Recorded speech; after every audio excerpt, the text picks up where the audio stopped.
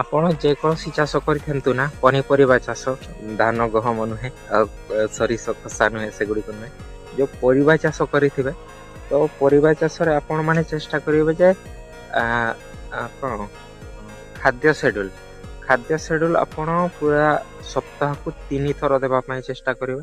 ଆଉ insecticide fungicide ସପ୍ତାହକୁ ଥରେ ନିହାତି ଭାବରେ ଦେବେ। ଇନସେକ୍ଟିସାଇଡ୍ ଫଙ୍ଗିସାଇଡ୍ ଥରେ, ଆଉ ସାର ସପ୍ତାହକୁ 3 ଥର। ଆପଣ ଯେମିତି ରୁଟିନ୍ କରନ୍ତୁ, ଯେମିତି ରବିବାର, ବୁଧବାର, ଆହୁରି ସେପଟେ କରିଦେଲେ ମାନେ ଗୋଟେ ଦିନ ଛାଡ଼ି ଗୋଟେ, ସେମିତି କରିଦିଅନ୍ତୁ, ଯାହାଫଳରେ ଆପଣଙ୍କୁ ସୁବିଧା ହେବ।